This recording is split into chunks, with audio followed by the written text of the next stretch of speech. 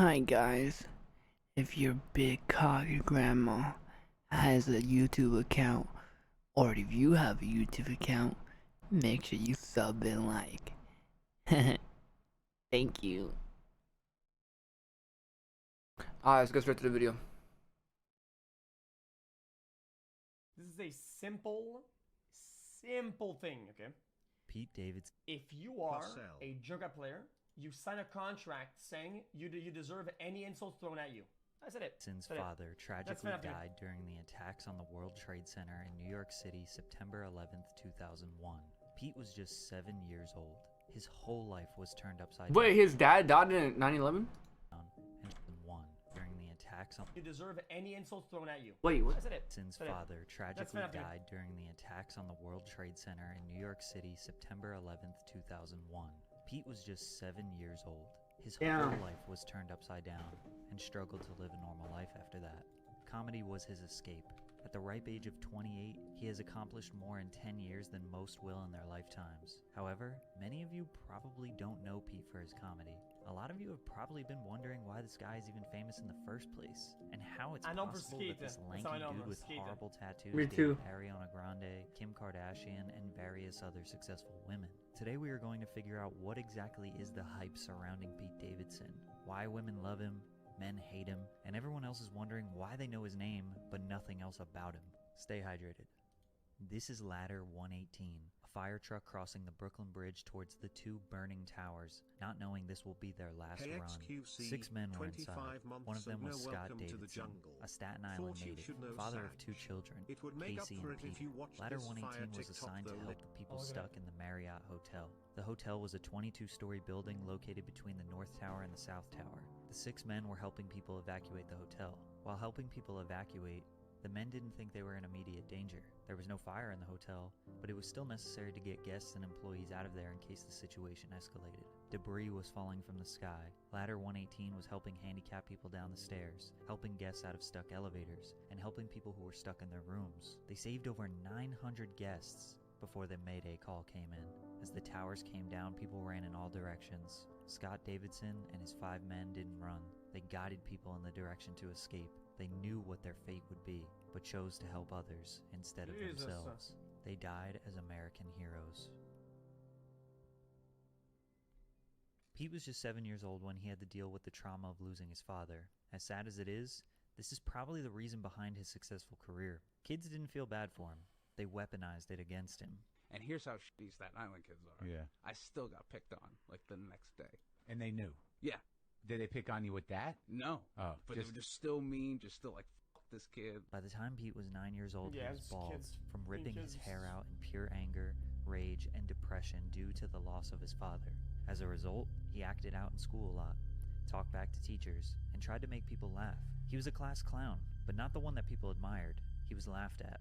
He was like the kid who thought he was funny, but everyone was hoping the teacher would kick him out of class. He didn't get invited to parties. He didn't get attention from girls. So he turned to stand-up comedy at age 16. Living in Staten Island, it didn't take much more than a quick train ride or a bus ride into the city with tons of comedy clubs and open mics. After just 2 months of doing comedy, he got a job opening for Bob Levy, who was a stand-up comedian also from Staten Island. He only had about 5 minutes worth of material and was already touring. However, the incredibly inexperienced teen was forced to do 30-minute sets, which helped him learn how to work a crowd. Crowd may be a bit of an overstatement. This tour was at local pizza shops, dive bars, bowling alleys, and 10-person clubs, not ballrooms. Regardless, the experience is almost impossible to get at such a young age. So Pete Davidson starting comedy changed his life. I bet all of you want to start something new, a hobby, a career path, but don't know where to start. Luckily today, we have Skillshare. Oh my God. Skillshare is an online learning community with thousands Skip this shit, please. /PatrickCC. Thanks, Skillshare. He started getting friends and finding people that he could relate to. Comedy was his escape.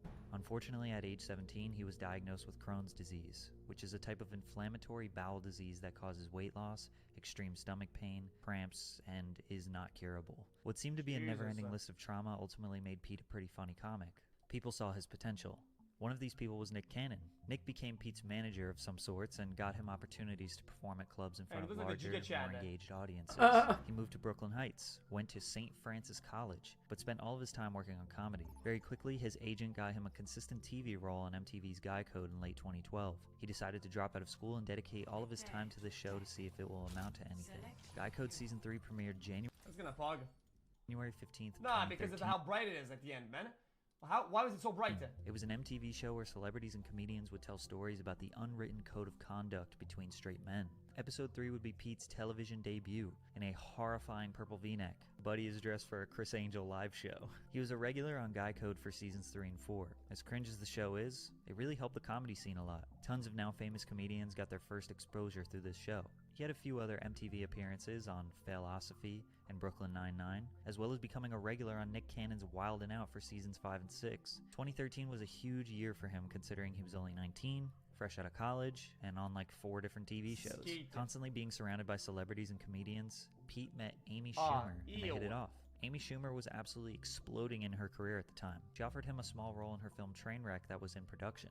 Bill Hader, co-star of Trainwreck and regular on Saturday Night Live, saw the potential of Pete. He put in the good word at SNL so Pete could audition for the show. Opportunities were just falling into Pete's lap. Being at the right place at the right time is an extreme understatement. It's like people were opening doors, picking him up, and carrying him through the door to his next opportunity. He auditioned for Saturday Night Live without ever watching an episode. After his audition, he met with the writing team and told them he never watched the show. He said he only saw some clips on YouTube as a teenager. Then he met with the producer and co-creator of SNL and told him he never watched his show. I got a call again to meet with the writers. They might want to make you a writer. Yeah. And I never saw SNL before. I still to this point. You still haven't watched it. Now I know it, you know, but I never from the inside. But before I got the show, I didn't know about it. They still gave him the job. I can't figure out if Pete was just genuinely funny and people believed in him, if people felt bad for him because of his father, or if he was a true hustler and is downplaying the work he put in. Most comedians struggle doing open mics for 10 years before being able to headline a club, get a TV role, or get a comedy special. I dare you to find a successful stand-up comedian as famous as Pete in their 20s. Saturday Night Live 40th season premiere. At age 20, Pete Davidson was the first SNL cast member to be born in the 1990s and one of the youngest cast members ever. Son of slain 9/11 firefighter makes SNL debut. This article was written and published to the New York Post that made front page news. Every interview, every piece of press, everything that had to do with Pete started with his dad's tragic story. I'm the only 9/11 kid here. Nobody else in comedy could be the 9/11 boy. Your father passed away on 9/11. Right, yeah. And people find that out, I guess. Pete jokes about his father a lot, but didn't want his hard work to be overshadowed and downplayed because of his situation. I mean, I'm in the background for 21 episodes, so I'm that guy that when there's a sketch, I come in and I'm like, anybody order pizza? And then Pete was not the new star of SNL, but it was putting him in the pop culture zeitgeist. He was dating Carly Aquilino, who was the new star of MTV's Girl Code. She would be the first of Pete's long history of dating famous women. Are you dating a black woman? no. No, he dates Carly Aquilino. I didn't know that. I'm not in the relationship that's Angelina. She yells at me like a black woman. No. What is that supposed to mean? Oh, God. Pete got into some hot water recently about his bad jokes stereotyping black women. This was in his first Breakfast Club interview in 2015. He has 3 Breakfast Club interviews. 2 of them have been deleted off the internet. His reaction, uh-oh, shows that he immediately knew the joke didn't land. People were angry at him, perpetuating a stereotype that black women are angry, intimidating, scary. I like artists like that though, bro. Or not artists. I like those type of comedians, bro. Like Dave Chappelle too. And Pete, I like Pete Davidson and Dave Chappelle because even though they I feel like in their mind they're like, oh shit, if I say this, I'm gonna probably get canceled. I don't give a fuck. I love doing what I love, and I think that's a big part of music or just being like an artist, guys. Because as you guys know, art comes in many also real shit. No corny shit. Art can be expressed in many different types of forms, and mainly it's just to get a reaction from something or someone. By something, it could be oh, if I click this button, or for example, for the producers, oh, if I add this hi-hat, how's it gonna sound like? You know what I'm saying? Just like that. Like you want to get like a reaction to get back. And I feel like that I kind of becomes like a drug, and to the point where you don't give a fuck about being canceled. And I like those type of people, bro. I like the non-filtered people. I like them a lot. Etc. Those defending Pete say he's a comedian. I'm glad. He's joking. I'm glad Elon Comedians is bringing will back always freedom be of in speech, bro. I'm controversy. glad. Just because it's their job does not mean they can't be criticized. It's not like they get some magical immunity from criticism because... Yes. No, that makes sense, because when a cop murders somebody, we don't criticize them. Wait, what? I mean, obviously, unless it's like a racist act, but I'm talking like, for example, like, oh, someone's getting robbed, so obviously they gotta, or someone's getting robbed, and then it gets to a situation where they gotta shoot the person and murder them. We don't question that, but when a comedian makes a joke, when it's really their job to make jokes, then we gotta question them. Like, what the fuck?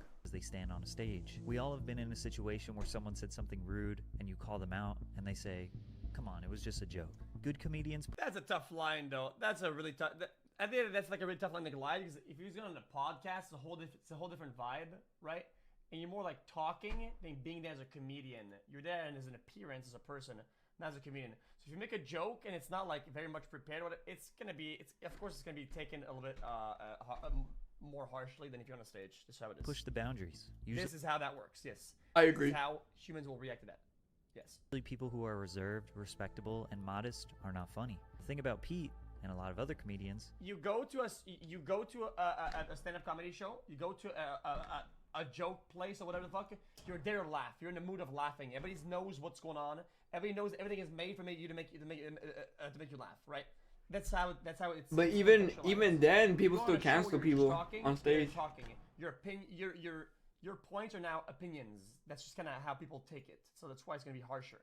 Is when they do an interview, podcast, or post a tweet, you don't know if they're in comedian mode or regular human mode. You see, Pete Davidson is a normal person just like you and me, but he is also a brand. He might speak from the heart about some real shit, then crack a joke in the middle of it. Because if he makes the listener laugh, he might get a new fan. So when a comedian gets in some hot water, you need to ask yourself, was this just a bad joke? Or is this person telling us how they really feel? I mean, you guys had pre-watch, but a second ago you were saying I was wrong, so hello? That'd be cool. Now you mentioned rehab a little while ago, and you confirmed that you went to rehab through a joke. Right, yeah. Is there anything that's off limits in comedy when it comes to stuff like that? No, not at all. That's one of the beauties of comedy. It's like music too. You could just heal through pain and stuff. And do you prepare for backlash when you use potentially offensive material in your shit? No, I don't. How do I put this? Like, I'm just very honest, so like I understand if you feel a certain type of way. The Comedy Central roast of Justin Bieber, airing to 4.4 million viewers and millions of YouTube views later. This is where I saw Pete Davidson for the first time. I lost my dad on 9/11, and I always regretted growing up without a dad. Until I met your dad, Justin. Now I'm glad mine's dead. What? He was easily the least famous person on that panel of A-list celebrities and what comedians. the People who fuck? dislike Pete look at him as an opportunist who tries to get around famous people. But being a comedy writer on Saturday Night Live means every week of your life you're surrounded by the most famous people in pop culture. To them, he was a normal young kid, relaxed, chill. They probably gravitated towards him and made them feel normal. Oh shit, he was Adam friends with Sandler? and affiliated with super famous people before the masses even knew about him. His first comedy special, SMD, released in 2016. But my dad's initials are SMD. Just like my dick? Yeah. That's why we named the special SMD. Yeah, my dad, if you don't know, he was a fireman. He died 9/11. He was a very good dude. And I have a lot of jokes about it. And if you don't like the first one, you probably won't like the rest. He's broken, but coping with all through comedy. He was dating Cassie David, daughter of the legendary comedian and writer Larry David. In very Pete fashion, he didn't know much about Larry. He never watched Curb Your Enthusiasm or Seinfeld, but he developed a good relationship with the comedy icon by dating his daughter. This was his first high-profile relationship. The two related their struggles with anxiety, depression, and love for weed. He got a tattoo of her. In fact, he was getting a lot of bad tattoos. It seemed to be part of his personality. Pete's fame was leveling up to new heights. He was now a bigger part of SNL, getting more screen time, and becoming a go-to for the weekend update segment of the show. Hello, Pete. Now, you and I are both from Staten Island. Yes. Here with his reaction to Kanye's speech is Pete Davidson. Cassie broke up with Pete. She thought he would be in shambles because of his mental health. Turns out, he was the happiest he had ever been. She wanted him back, but he said no. He texted her, finalizing the breakup. He publicly posted him covering up the tattoos that he had gotten dedicated to her. Cassie was confused. Did this whole relationship mean nothing? Well, turns out, Pete had a new girlfriend just days after the breakup, Ariana Grande. Ariana is the most streamed female artist in history. She had 141 million Instagram followers in 2018. She was the biggest breakout artist of the past 5 years. After dating for a few weeks, they got engaged. I think we can just get into it. Well, you got engaged to Ariana Grande? Yep. Yeah, I did. Yeah, thank you. I did. No, Wait, really? I'm totally comfortable being with a successful woman. I think it's dope. I live at her place. Ariana was coming fresh out of a relationship with Mac Miller. By no means was what we had perfect, but like fuck. He was the best dude. I never thought of this. I think oh shit. person ever, and he didn't deserve the demons he had. I was the glue for such a long time, and I found myself becoming less and less sticky. Pieces just started to float away. Pete seems to have a similar appeal. Fuck, bro. I miss Mike, bro. I miss Mac Miller, bro. I miss Mac, bro. Real shit, bro.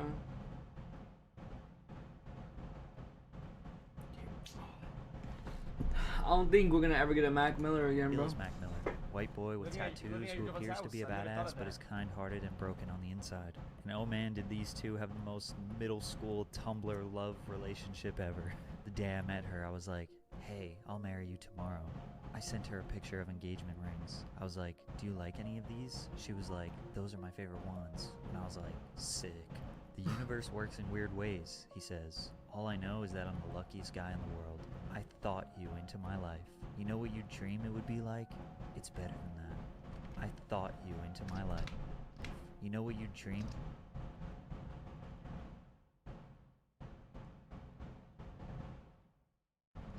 It would be like? It's better than that. I am but a Pete Davidson update account. Stay tuned for more. They continued to post cringy love quotes that they searched on Pinterest to caption photos of them holding each other. These lovebirds were destined to last a whole 6 months, and that's about how long it lasted. To be fair, the tragic passing of Mac Miller is why they broke up, which I'm sure was traumatic for Ariana. However, her new single, Thank You Next, which was an anthem dedicated to her exes, broke the YouTube record for the most views in 24 hours at 51 million views, and landed her a cool 7 weeks at the #1 spot on the Billboard Hot 100. So I'm sure that helped her get over it.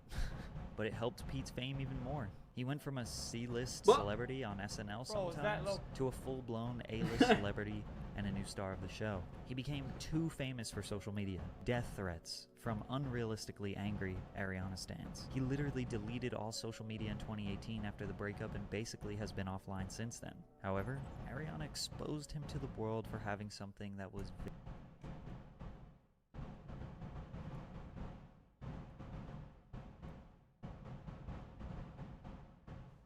what the fuck? Very desirable. I only mention this because Pete is famous for, and in this order, 1, dating Ariana, 2, dad dying in 9/11, and now 3, having a big... These 3 things would allow Pete to go on an absolute tirade of dating every girl in Hollywood with millions of followers. Man, what do I have so much in common with this guy? Yo! Me too. I'm on a cat. Me too, bro. Me too. That's crazy, bro. Like... Chow, why do y'all think us skinny guys have big dicks? Like, why do y'all think God did that, bro? It's actually kind of like crazy type of shit. Me, P, XQC. So what the it's like, what the fuck? Like dead ass, bro. Like what the fuck?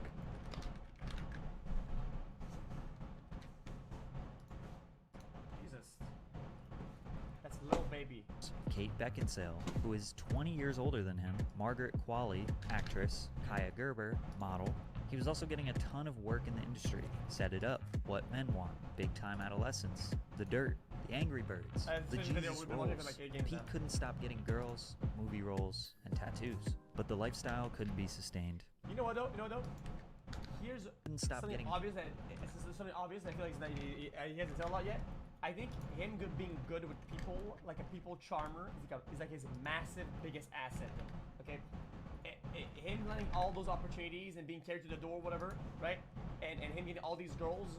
When he looks good, but you know, there's like better looking Hollywood people out there, right?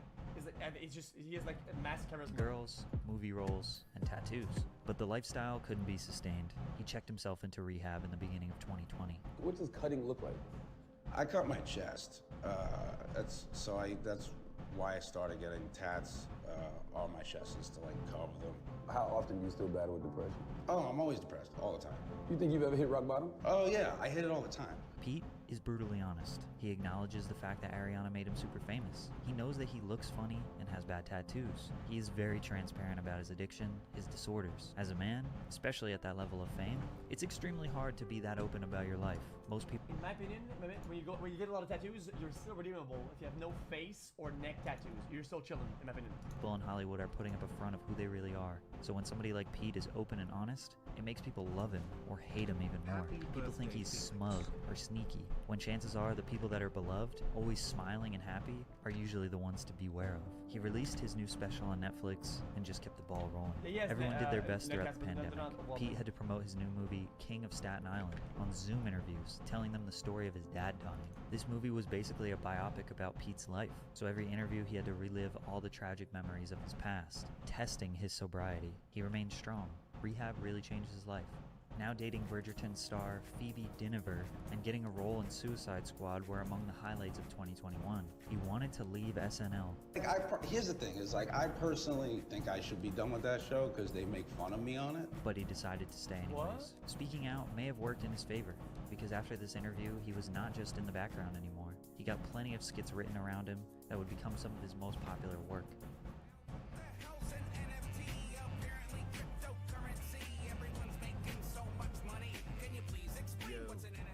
Pete was now a few years removed from just being known for dating women. He's a main character on SNL. He's finally starting to be known for his comedy, his acting, and his own talents. But then another extremely famous woman came into his life. Kim Kardashian. If Pete is trying to date the most famous women on Instagram, my next prediction is Selena Gomez. Come back to this video when that happens. Anyways, Kim and Pete are dating, still to this day. And now the entire hip-hop community hates Pete Davidson. October 9th, 2021, Kim Kardashian hosted Saturday Night Live. When I divorced him, you have to know it came down to just one thing. His personality. After throwing shade at her ex-husband Kanye West, she raised the bar and planted her lips on Pete's for a skit. They both liked it. After Kim's appearance, they started getting spotted in public together, holding hands and going on dates. Pete meeting his first girlfriend on Guy Code, then second girlfriend on SNL, and now third on SNL, indicates he may have a little strategy going here. Kanye was not happy with this. He was very public about the state of his marriage with Kim, stating that they were not divorced yet. You know, SNL making my wife say I divorced him on TV because they just wanted to get that bar off, and I ain't never even seen the papers. We not even divorced. Kim wasn't letting him see his kids, and that Kim's PR team was working against Kanye to make him look like a bad father. Kanye wanted TikTok to remove his daughter's account because Kim was allowing her to post while being under the age of 13. He was adamant about bringing his family together and that he would do anything to I have to be honest, unless I missed something on the internet, I feel like Kanye's been like a Bayzed dad, if anything. I'm not even dick writing. I just think as a dad, he's been kind of W. But that's just... Pair the damage. Yeah, me too. W dad. From what I've seen and witnessed on social media anyway. All I think about every day is how I get my family back together and how I heal the pain that I've caused. I take accountability for my actions. But Kim is officially in a relationship with Pete, and he is even rocking a big ol' hickey on his neck. There was now a war. Kim and Pete are on vacations, going to the movies, making public appearances. Why, what is then bad? You shouldn't put the line if you're 13? Yeah, I agree. Damn, Also, Pete, bro, fuck, bro, Pete. This is, in my opinion, in Pete is broke my boy's Kanye's heart, man. Fuck. And conversation we're gonna have, as social media develops, is what to do with children as they grow, and you as the parent making content around it, making them post, regularly what they post. It's a really fucking weird ecosystem that I don't really need to understand, to be honest. Pete is spending time with Kanye's children, while Kim's security is preventing Kanye from seeing his kids. This is also where the internet highlighted a controversial joke from Pete about kids. My friend, his son is still teething, right? And So like we were watching Forensic Files, and I was just sitting there, and he's teething, so he just like grabbed my hand and started like sucking my fingers, but like good.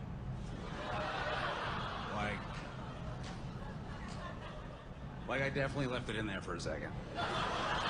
You can call Kanye West crazy, but who in the hell would want these two creeps around their children? Starting with Pete Davidson, who is dating Kanye's... I was about to start the video and defend him for the first joke, right? Because it's like, oh, I get it. Like, it's in the spirit of, like, being around... But then it's like, wait a minute, you spun it that way. Jesus, my brother. Wife Kim Kardashian, who has made jokes I about get it's a wanting joke, to but... Sir? Baby. Fans can start to feel Kanye's helplessness. He just wants to repair his family, but Kim is doubling down. She's moving on. Kanye starts dating different models, each of them having a stark resemblance to Kim, making sure the world knows that he is moving on.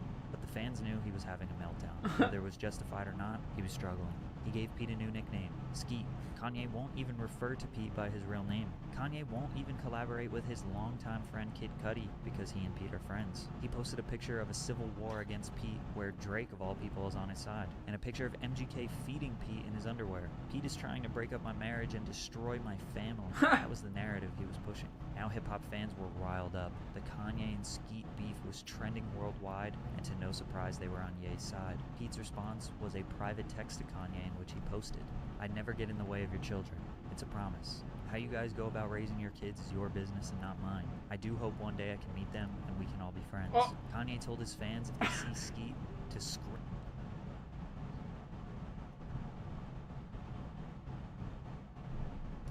at him at the top of their lungs and say Kim Ye forever. He was putting Pete in real danger. Kim begged him. Bro, Kanye and me are really alike, bro. It's crazy. Like, it's kind of creepy, bro. Like, when it comes to love, bro, like, that shit, like what he just did right there, bro, it's like some shit that I would do, bro. For real, bro. So, hey. Watch, I'm telling y'all right now, bro. Watch in the future. Fucking people gonna be calling me Kanye fucking 2.0. Watch, bro.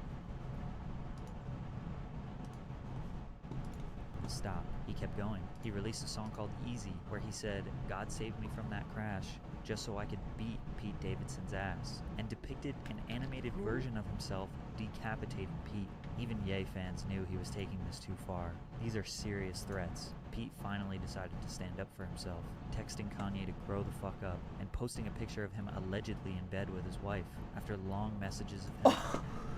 Yo, that's so fucked up, bro. Yo, this man posted a picture of him in his... Yo, that's fucked, bro. That's so fucked up.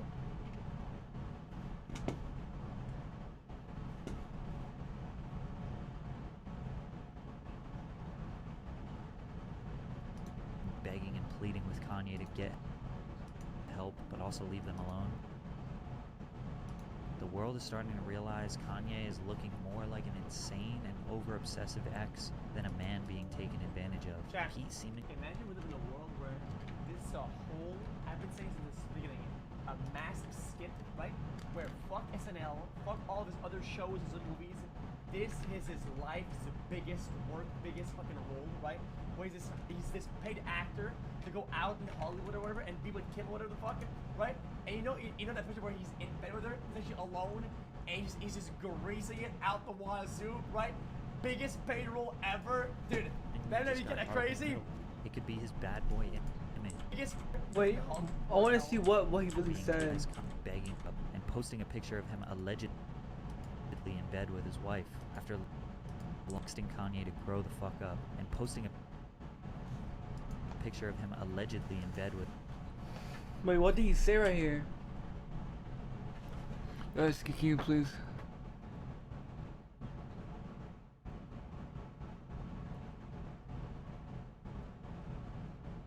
Up for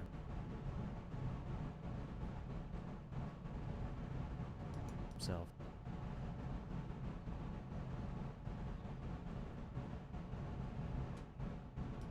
Texting Kanye to grow the fuck up and posting a picture of him allegedly in bed with his wife after long messages of him begging and pleading with Kanye to get help but also leave them alone. The world is starting to realize Kanye is looking more like an insane and over-obsessive ex than a man being taken advantage of. Bro? Imagine we live in I hate when people. I hate when people. Bro. I've been saying since the beginning, a massive skit. I hate when people do that, bro. People call it obsessive and, like, bro, that's what love is, bro. It's about being obsessed with somebody, bro. Like, that's what love is, bro. It's about being obsessed with something to the point where you can't get enough of them, bro. You want to know more about them. I hate when people make that, like, toxic, bro. It's weird, bro. Like, that's the reason why everybody cheats now. Nobody gives a fuck because people shame people for actually being in love and making it sound like it's a bad thing, bro. It's fucking weird as fuck, bro. Right? Where fuck SNL, fuck all of his other shows and movies. This is his life's biggest work, biggest fucking role, right? Where he's this paid actor to go out in Hollywood or whatever and be with Kim or whatever the fuck, right? And you know that picture where he's in bed with her? He's actually alone and he's just greasing it out the wazoo, right? Biggest paid role ever. Dude, then you get that crazy. It could be his bad boy image, complemented by his extremely sensitive heart. It could be his humor. It could be his brutal honesty in a world full of Hollywood fakes. It could be his emotional damage that powerful women think they can repair. Or he could be merely just a pawn that Hollywood women use for their own personal gain to get their rocks off and get their name in the tabloids, only to toss him into the street when they're done with him. Wait, that would be a reverse Truman, where the guy is doing this and everybody's looking, but everybody's being trolled. It's not him being trolled, it's everybody else. It's a reverse Truman Show, man. It's kind of insane. Sure, he's funny. Sure, he's a decent actor. Or maybe you don't think that. Maybe you think he isn't funny, and he has terrible jokes, and he's a terrible actor. But there's no doubt that Pete Davidson's fame and relevance has skyrocketed due to him dating extremely famous women. I mean, there aren't that many left to date. Selena, Taylor Swift, Oprah, the Queen of England. How many people are more famous than Kim and Ariana? Maybe you still think he's just an opportunist who will date anyone to stay relevant. But the reality of the situation is, most guys would do the exact same thing that Pete Davidson is doing if they had the opportunity to. Yeah, but wanting to do it if the opportunity arises and having the charm to pull it off is very much difficult though. It's a whole different ball game because you still have to. You would, bro. XQC, you love big boobas, bro. Come on, you would, bro. It's like me. I can pull off any of these goals. I can make it hit a challenge. It's the 30-day date celebrity challenge. I can make that happen. Easy clap, man.